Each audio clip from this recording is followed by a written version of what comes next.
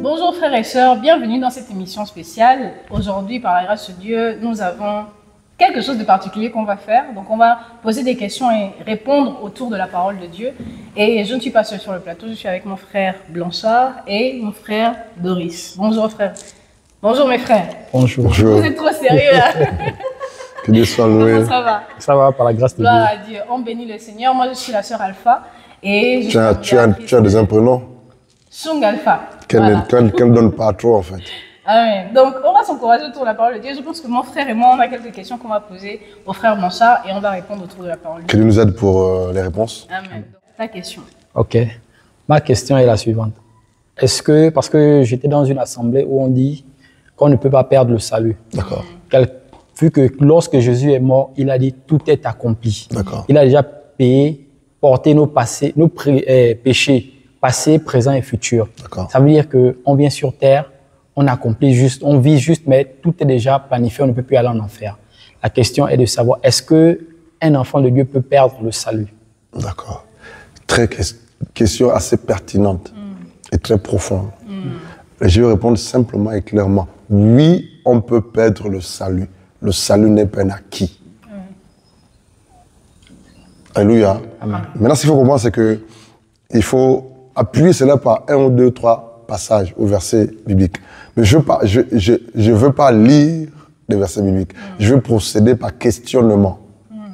Ok. Et nous allons être éclairés. La première question, c'est vous me répondez par oui ou par non.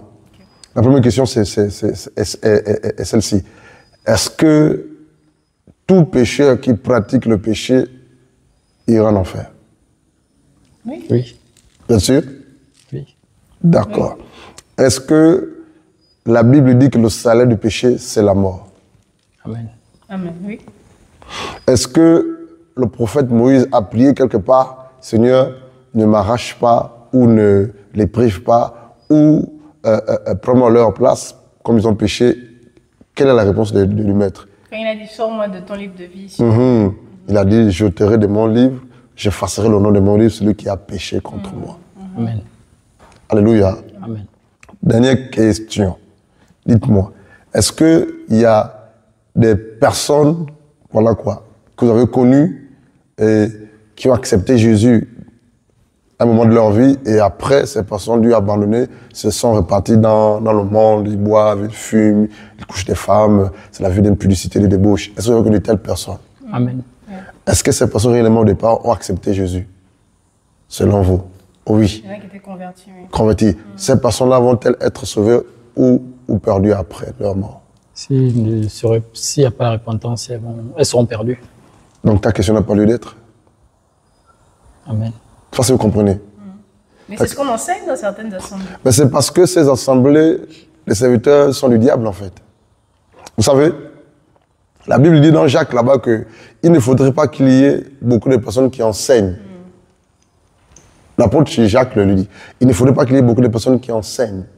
Parce que, voilà quoi, nous serons jugés plus sévèrement. En fait, ceux qui enseignent la parole, ceux qui transmettent la parole, en fait, les bergers, les leaders, les conducteurs, les pasteurs, les prophètes, les apôtres, les docteurs et toutes ces personnes-là qui enseignent par la grâce de Dieu vont être jugés plus sévèrement. Et la Bible est claire là-dessus. Donc, ce qui fait que ce que j'enseigne peut à la fois communiquer la vie ou communiquer la mort. Donc, on doit faire attention, en fait.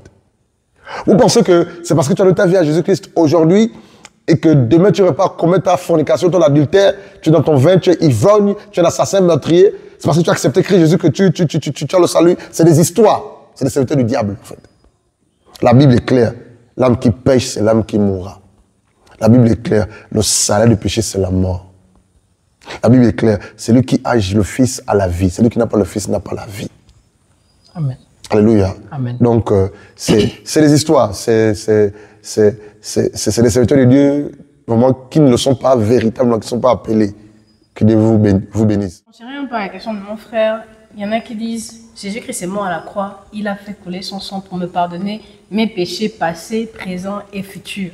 Est-ce que ça rentre dans le même sens que quand on dit que mes péchés passés, présents et futurs sont pardonnés? Ça veut dire que même si demain je pêche, comme Jésus est mort à la croix pour moi, a fait couler son sang, si je demande pardon, je suis pardonné. Ou bien ça rentre dans le cas où, comme Jésus a déjà pardonné tous mes péchés, même si je pêche demain, je serai toujours sauvé. D'accord. On va lire un passage. Allons-y dans Romains chapitre 3. On va lire un passage. Lis-nous le verset 23, s'il te plaît. Romains chapitre 3, Verset 23. verset 23. Car il n'y a point de distinction, puisque tous ont péché et sont privés de la gloire de Dieu. Amen. Tous ont péché sans priver la gloire de Dieu. Ça veut dire quoi? Celui qui pêche est privé de... La gloire de Dieu. Ici, quand on parle de gloire de Dieu, il est question du salut, l'enlèvement. Ok. Donc, quiconque pêche est privé de la gloire de Dieu. Amen. On va aller dans Apocalypse chapitre 22. Ensuite, on va aller dans Romains 8. Apocalypse 22.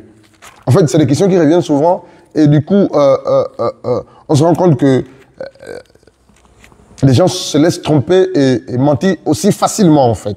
Allons-y. Apocalypse 22. C'est ce que j'ai dit, n'est-ce pas? Lis-nous, s'il te plaît, le verset 15. Si mon frère a la page, je peux lire. 22, 15. Apocalypse 22, 15. Dehors les chiens, Dehors les chiens, les enchanteurs, les enchanteurs, les impudiques, les impudiques, les meurtriers, les meurtriers, les idolâtres, les idolâtres. et quiconque aime et pratique le mensonge. C'est tout. Si quelqu'un naît de nouveau aujourd'hui et qu'il prie, mais demain il mente, il fornique, il ôte la vie à certaines personnes, il trompe, il fraude, va-t-il aller au paradis? Non. La Bible dit dehors, verset 15, les chiens. Dehors veut dire quoi? Selon d'autres versions, c'est hors de la présence de Dieu. Dehors veut dire quoi? Hors du paradis de Dieu. C'est ça dehors. Dehors les chiens. Qui sont les chiens? Ici, les chiens ne renvoient à ces personnes qui sont impures. Parce que le chien est un animal impur. Et quand on parle d'impur, d'impureté, cela renvoie quoi? Au péché, en fait. Donc Dieu dit, dehors les chiens. Dehors les magiciens. Ici, magicien, le mot grec, c'est pharmakeia, qui se traduit en français par rosicrucien, occultiste, sataniste, franc-maçon, nganga, marabout. C'est eux les magiciens. Donc Dieu dit dehors les magiciens. Le mot grec, c'est pharmakeia, qui se traduit en français par tous les rosicruciens, s'ils meurent sans se repentir, ils vont en enfer. Amen. Dieu n'a pas créé la franc-maçonnerie ou la rose-croix. Ça, c'est la sorcellerie. Amen. Les occultistes, les gangas, les marabouts, s'ils ne se répandent pas, ils vont en enfer. Il dit dehors. Si je te dis, exemple tout de suite, Doris, dehors de cet endroit, ça veut dire quoi? Tu sors de cet endroit. Et si la protection de cet endroit, si tu vas dehors, qu'est-ce qui se passe? Tu es en danger, livré à toi-même. Tu es exposé, en fait. Et ce qui dit, dehors les chiens, dehors les magiciens, dehors les fornicateurs ou impudiques. À mon mot grec d'impudicité, c'est pornéa. C'est-à-dire que quand on parle de pornéa en grec, le français se traduit par fornication. Il faut avoir des rapports sexuels avec une femme sans être mariée. Aussi, regarder des films pornographiques. La pornographie, c'est du diable, elle amène en enfer. Quand on parle de pornéa, c'est aussi la masturbation. Et les hommes comme les femmes se masturbent. C'est aussi regarder les films sexuels, sensuels. C'est ça, l'impudicité. Dieu dit dehors. Et c'est clair en fait. Il dit ensuite, les meurtriers. Ensuite, il dit les idolâtres. Il dit par après, quiconque aime et pratique le mensonge. Romains chapitre 8. Lis-nous ça s'il te plaît. Le verset 1, pour conclure par rapport à ta question. Romains 8. Romains 8, à partir du verset 1. Il n'y a donc maintenant aucune condamnation pour ceux qui sont en Christ Jésus. Continue. En effet, la loi de l'esprit de vie en Jésus-Christ m'a affranchi de la loi du péché et de la mort. Continue.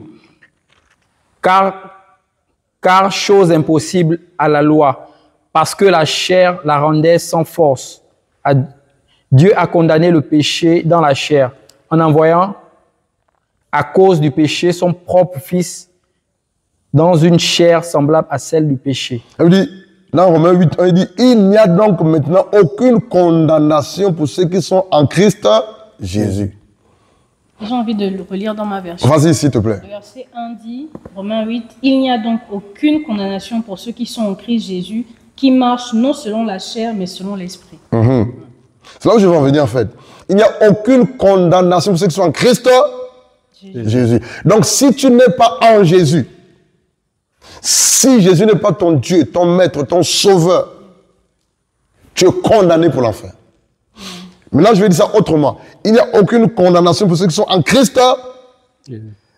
En effet, c'est pour dire quoi? C'est pour dire que si tu es en Christ Jésus et que tu ne marches pas selon la parole, tu n'obéis pas à la parole de Dieu, tu es condamné à l'enfer. Mais dans ce cas, si Jésus est mort à la croix pour qu'on soit sauvé, et que lorsqu'on donne notre vie, on est sauvé pour toujours, même si que l'on pêche, même si que l'on vole, après avoir donné sa vie à Christ Jésus, on est toujours sauvé. Mais pourquoi l'on donne sa vie à Jésus au préalable? Soyons un peu intelligents. Mais dans cette assemblée, on ne dit pas... C'est pas la seule assemblée, ils sont nombreux comme ça. Oui, j'avais une question. Vas-y. Ils ne disent pas, ils disent on ne donne pas sa vie à Jésus parce que c'est mal parlé. Jésus a donné sa vie pour nous. Comment nous on peut encore lui donner notre vie? C'est lui qui est le bon berger. On dit le bon berger donne sa vie pour ses brebis. Donc si nous on dit on donne notre vie à Jésus, c'est que c'est nous qui devenons maintenant les bergers de Jésus. Mauvaise interprétation. La Bible dit, venez à moi vous tous qui êtes fatigués et chargés. Matthieu 11. Venez à vous tous qui êtes fatigués et chargés. Quand on vient à quelqu'un, lève-toi s'il te plaît. Viens à moi. Ça veut dire que tu te donnes à moi. Amen. Ou bien? Amen. Alléluia. Amen. Lorsque le mari de Chung viendra demander la main, tu peux t'asseoir mon ami, à Chung. Il vient à toi pour se donner à toi en fait. Donc, dire que c'est mal dit, on ne donne pas sa vie, c'est juste que c'est vrai, il s'est donné pour nous à la croix. Mais lorsqu'il se donne à nous, c'est pour que nous se donne à lui en fait. Se donner veut dire s'abandonner à lui. Se donner veut dire se confier à lui. C'est ça, se donner. Et se donner veut dire vraiment se livrer à lui en fait. Alléluia. Amen. Si nous partons sur les mots ou les définitions des mots, en ce sens que donner, c'est pas nous qui devons donner à Dieu, mais celui qui se donne, on ne va pas évoluer en fait. Mais ce qui est vrai. Si ce pasteur qui prêche comme ça là, c'est un menteur, c'est un voleur, c'est un fornicateur, c'est un assassin, c'est un meurtrier, c'est un cupide, ou il enseigne des bêtises, s'il ne se répand pas, il ira en enfer. Amen. Tout péché conduit en enfer, même après avoir été avec Christ Jésus. Si tu continues à entretenir ou pratiquer le péché, si tu meurs dans ton péché, tu iras en enfer. Amen. Il n'y a rien à dire. Que Dieu vous bénisse. C'est pour ça que la parole qui dit que mon peuple périt parce qu'il lui manque la connaissance, c'est important parce qu'il y a des personnes dans cette assemblée, et je pense que mon frère aussi, et c'est dans cette assemblée avant, je ne sais pas. Mais voilà, c'est que si c'est le message que tu reçois, c'est ce en quoi tu vas croire. Exactement. La foi vient de ce qu'on entend.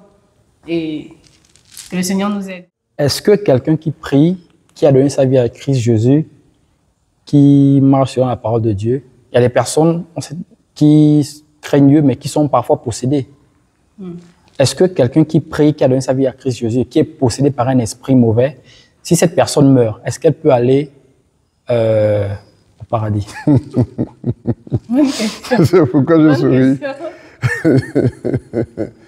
La Bible est claire. Éphésiens chapitre 5. Allons dans Éphésiens chapitre 5. Merci Saint-Esprit. Je ne sais pas si le frère André est là. Éphésiens chapitre 5. Oui, je sais que tu n'as pas donné la parole. Éphésiens chapitre 5. Lis-nous, s'il te plaît, les versets 25, 26 et 27. S'il te plaît, frère Doris.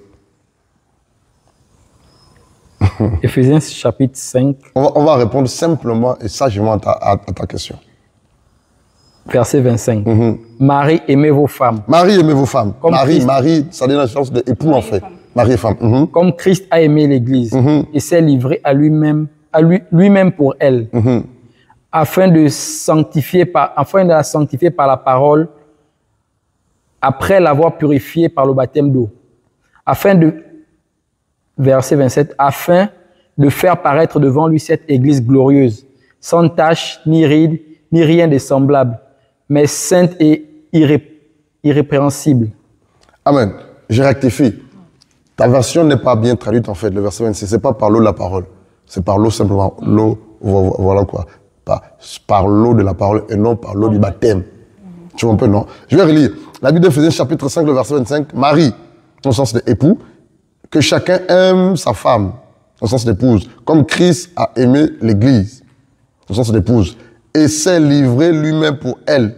Elle est mise pour l'Église. C'est là, non? Verset 26. Afin de la sanctifier. Afin de la sanctifier, en la purifiant et en la lavant par l'eau de la parole. Amen. Verset 27. Pour faire paraître, qui va paraître devant lui, cette église, cette épouse. Mais qui est l'épouse? Qui est l'église? C'est le corps de Christ. Mais qui est le corps de Christ? C'est l'ensemble des hommes et des femmes qui sont repentis, qui ont abandonné leur péché, qui donnent leur vie à Christ Jésus et qui ont été greffés ou collés au corps invisible de Christ Jésus.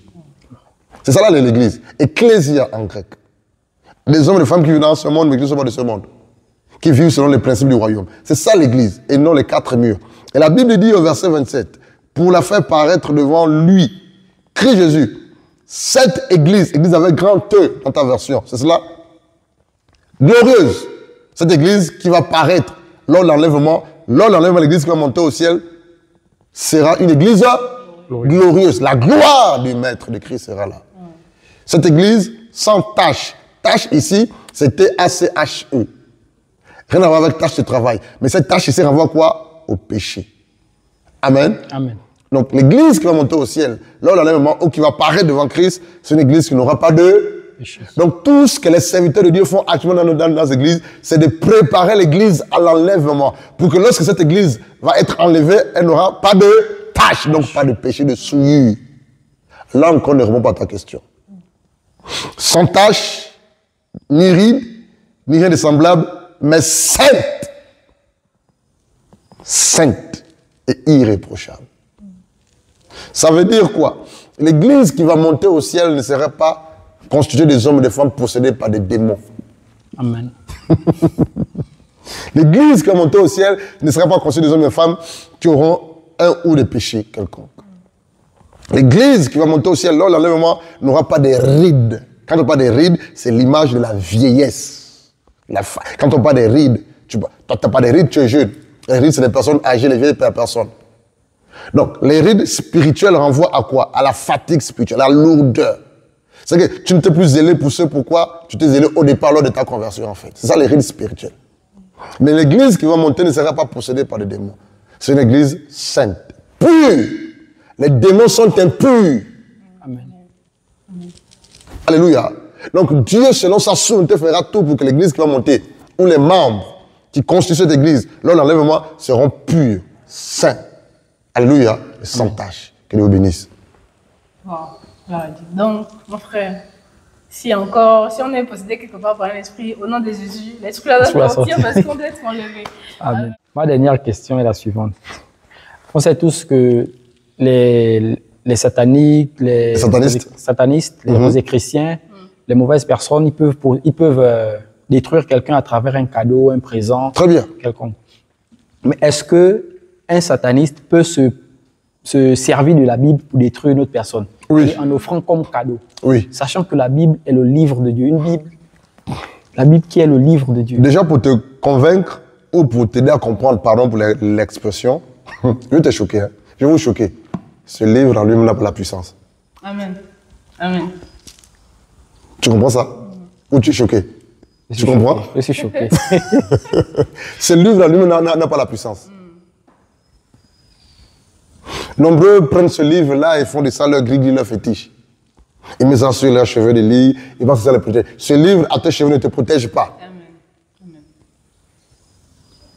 Les francs-maçons, les rosicruciens prennent des versets bibliques et ils invoquent, ils font des incantations et ça marche dans leurs choses bizarres là-bas. Il y a des gangas qui ont même la Bible chez eux. Oui. Les tradipraticiens. Oui. Donc c'est pour dire que chacun de nous, selon son obédience ou les orientations de sa vie, peut faire de ce livre ce qu'il veut. Amen. Le livre là lui-même ne sauve pas. Amen. C'est Jésus qui sauve. Amen. Le livre là lui-même ne guérit pas. C'est Jésus qui guérit. Amen. Le livre là lui-même ne délivre pas. C'est Jésus qui délivre. Le livre là lui-même ne donne pas la vie. C'est Jésus qui donne la vie. Amen. Par conséquent, tu peux trouver ce livre un peu partout. L'information est de ce livre qu'on appelle la Bible. Les gangas, les tradipraticiens, les sorciers, les satanistes. Alléluia. Amen. Alléluia. Amen. Que Dieu vous bénisse. J'espère que j'ai répondu à ta question. Oui, c'est bon. Gloire à Dieu, on bénit le Seigneur. Donc, frères et sœurs, si vous utilisez votre Bible comme un gris-gris pour vous protéger, ça ne vous protège pas. Si vous ne lisez pas et vous ne mettez pas en pratique ce qui est à l'intérieur de ce livre-là, vous ne serez pas sauvé. Moi, j'ai mon oncle qui est un ganga. Qui est un ganga pour de vrai. Dans sa poche, il a le Nouveau Testament. Je ne sais pas à quoi ça sert. Wow. Dans ce sac de wiki, il a le Nouveau Testament. Wow. Authentique. Wow. Mais dans les maisons de loge, ils ont les Bibles. Et ces hommes qui sont dans les maisons de loge, là, c'est l'information ganga, ils connaissent même la parole de Dieu mieux que toi et moi qui prions Jésus. Amen. Ils appliquent dans leurs choses et ils voient des résultats. Mais tout ce qu'ils le font glorifie le diable. Alléluia. Mais ce livre porte la vie. Et la vie, c'est Christ Jésus. Si vous voulez voir les faits, l'efficacité, la puissance, l'autorité, la grâce qu'il y a dans ce livre-là, acceptez Jésus, tournez vers Jésus et mettez en pratique la parole de Dieu. C'est l'Esprit de Dieu qui vivifie. La lettre ne sert à rien. Amen. On bénit le Seigneur pour les explications, les éclaircissements et pour les questions. On espère que vous avez vous aussi été bénis. Et on va dire à notre frère Doris, s'il te plaît, de prier pour la fin, pour nous recommander à la grâce du Seigneur. Amen. Éternel mon Dieu, nous te louons, nous te bénissons, nous te rendons toute la grâce, Père, car c'est toi qui as permis ces moments, Seigneur Jésus-Christ Nazareth. Nous te bénissons pour l'éclaircissement, Père éternel, mon Dieu, et nous savons et nous pensons que plusieurs personnes, Seigneur, seront touchées, Seigneur, éclaircies à travers ces petits témoignages, Père, ces petites exhortations. Seigneur, mon Dieu, mon roi, je te bénis, Père, pour ton Fils, Seigneur, que tu as choisi pour nous enseigner, pour nous équiper, nous éclairer, Père. Je te bénis pour ces moments, je te bénis pour la suite, Seigneur. Que la gloire, l'honneur te reviennent. Amen. Amen. Que le Seigneur vous bénisse et à la prochaine. À la prochaine, Sœur Chung. Que Dieu te bénisse, Frère Doris. Et que la gloire vienne à Christ Jésus.